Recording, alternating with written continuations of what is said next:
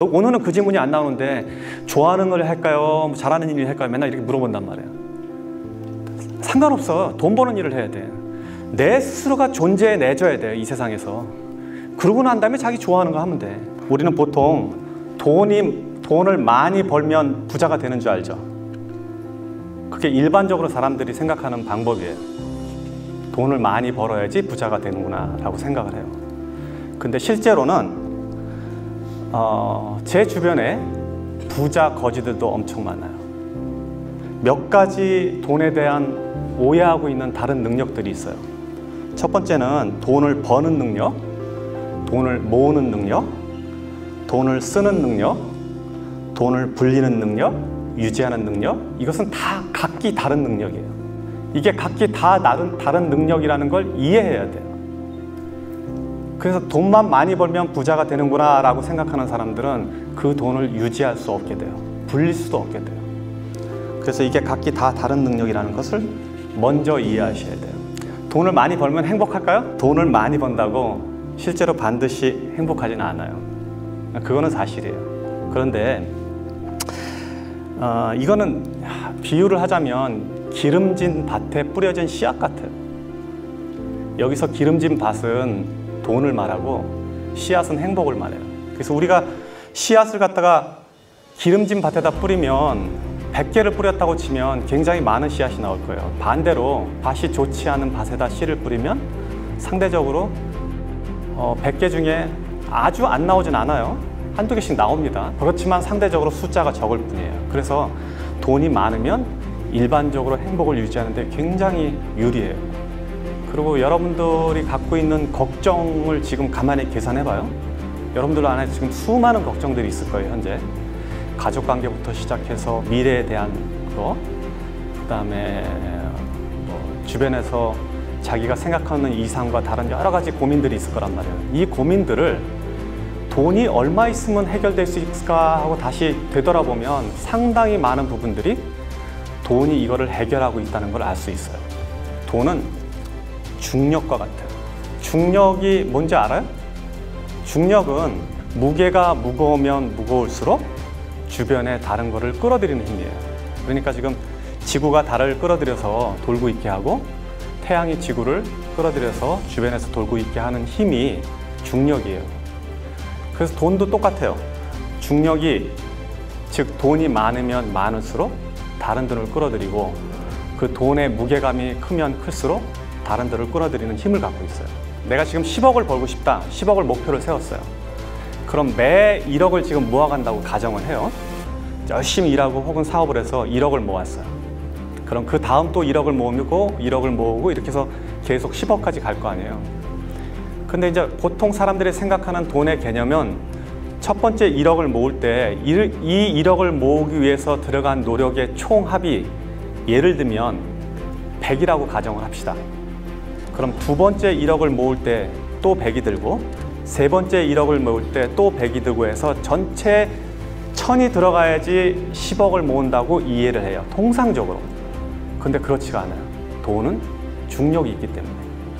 그래서 돈은 처음에 1억을 모을 때 100의 노력이 들어갔지만 두 번째 1억을 모을 때는 90이 들어갈 수 있어요. 그 다음에 세 번째 1억을 모을 때는 80이 들어가요. 같은 방식으로 계속 이어지다 보면 나머지 9번째, 10번째에서는 10의 노력도 안 들어도 돈이 느는 거예요. 이게 돈이 갖고 있는 중력의 힘이에요.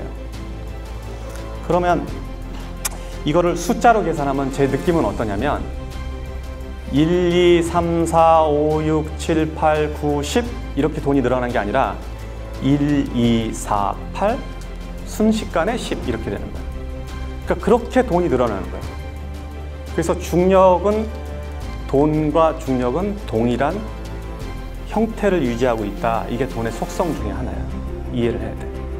그래서 여러분들이 어떤 사람들은 굉장히 청년들 중에 보면 막 100억, 1000억 이런 소리 하잖아요.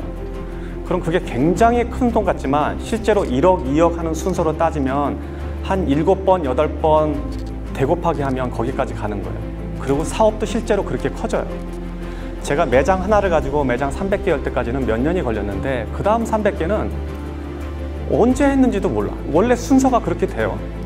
그 자체가 힘을 갖고 있기 때문에. 자, 그래서 돈은 중력과 같다라고 이해를 하셔야 돼요. 두 번째, 돈은 인격체예요. 인격체라는 말은 펄슨, 인격이라는 말인데, 인격체라는 거는 스스로 존재하고 생각하고 개별적 실체를 가지는 것을 인격체라고 그래요. 무슨 소리야?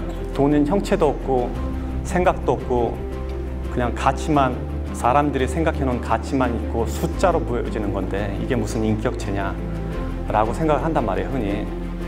그렇지만 여러분들은 오늘 이 저녁부터는 돈을 인격체로 받아들여야 돼요. 인격체로 돈을 이해하면 돈은 어떤 형태로 보이냐, 여러분들이 보는 시각이, 돈을 보는 시각이 완전히 바뀔 거예요. 그러면은 큰 돈은 어른이고 작은 돈은 아이가 되는 거예요.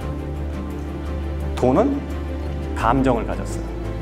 돈은 생각을 해요. 그리고 또 돈은 자기가 좋아하는 데가 있고 싫어하는 데가 있어요.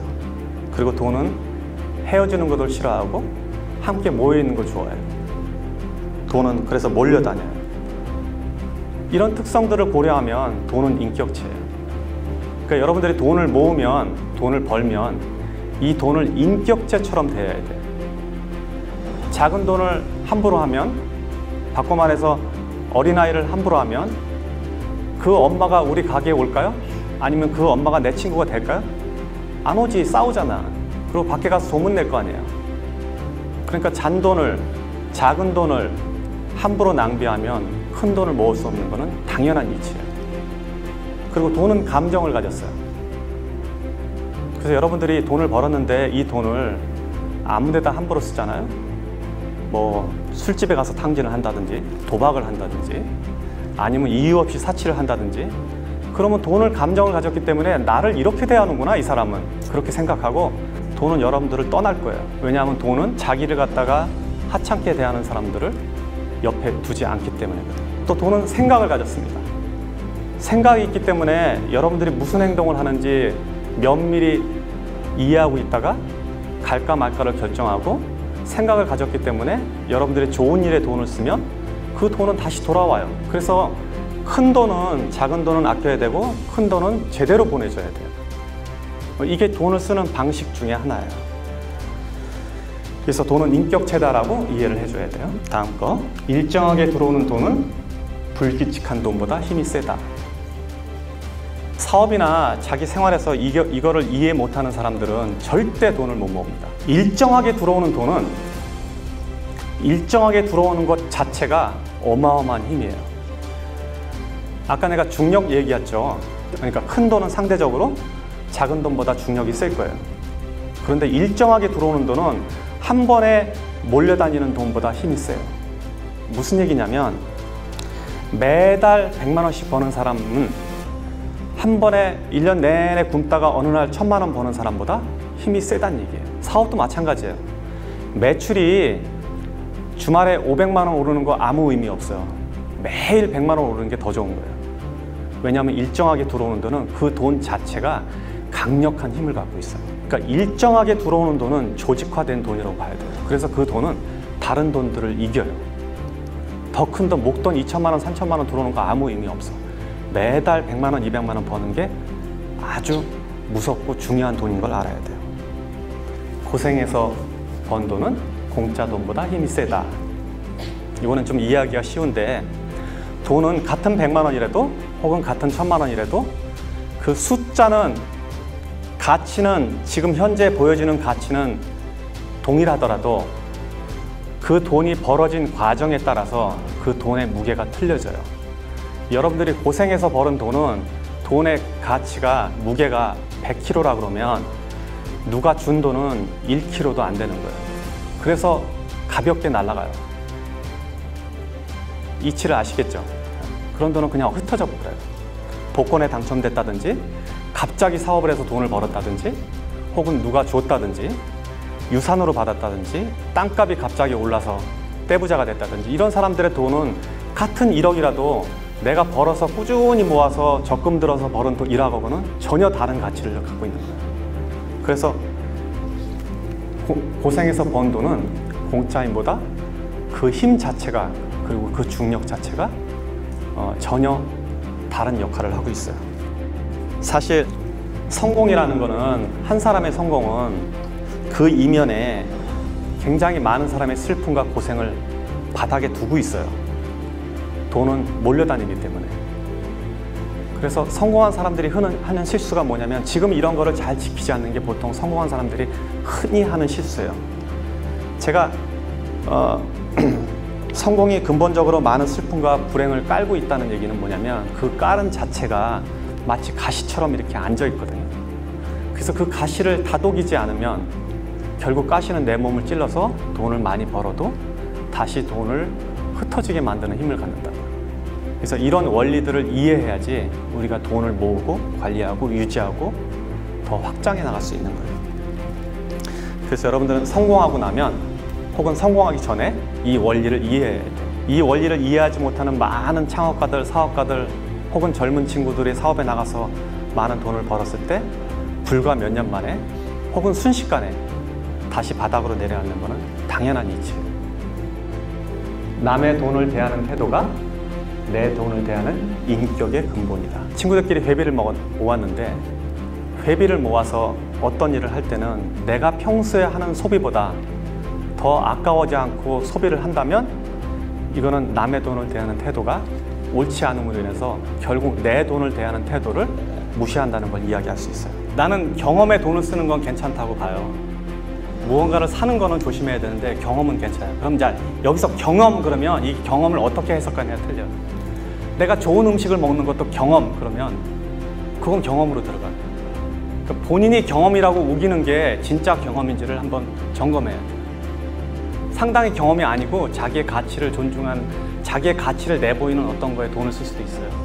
내가 말하는 경험은 뭐냐면 이 경험이 나를 더 보양시킬 수 있는가, 이거. 책값 이런 거 쓰는 거 괜찮아요. 자, 소비 수준이라는 거는, 내가 사는 거는, 내가 어떤 소비를 한다 그러면 이게 내가 필요한 건가 아니면 그냥 필요한 것이 아니고 그냥 욕구인가를 구분해야 돼요. 이게 마중물 같은 거예요, 모든 게. 내가 젊은 나이에는 젊어서 어떤 경험을 쌓고 이렇게 인생을 전체를 죽이지 않는 것도 되게 좋은 일인데, 자본이 모이거나 아니면은 마중물처럼 뭐가 올 때까지는 좀 노력해야 돼요. 좀 유보하고 노는 게 맞아요. 그리고 그렇게 하라는 이유는 뭐냐면, 젊은 친구들은 특히 내가 이 세상에서 나 스스로 존재해서 살아남을 수 있는 걸 증명해야 돼. 이거 굉장히 중요한 일이에요. 이게 오늘은 그 질문이 안 나오는데, 좋아하는 걸 할까요? 잘하는 일을 할까요? 맨날 이렇게 물어본단 말이에요. 상관없어. 돈 버는 일을 해야 돼. 내 스스로가 존재해내줘야 돼요, 이 세상에서. 그러고 난 다음에 자기 좋아하는 거 하면 돼. 나는 내 급여도 못 만들고, 내가 뭐 부모님한테 돈 용돈 받아서 쓰고, 뭐 와이프가 어떻게 해, 이거는 아니야, 이거는. 그러니까 존재하는 거를 증명할 때까지는 최선을 다해야 돼. 부자는 지금 숫자로 요새 얘기할 때 보면 자기 유동자산 10억 이상 있는 사람을 보통 백만장자로 얘기를 해요. 그러니까 여러분들 모두 다 백만장자 되시기 바라고, 백만장자 된 사람은, 오늘 강의를 통해서 백만장자 된 사람은 나중에 저한테 찾아와서 밥 사세요.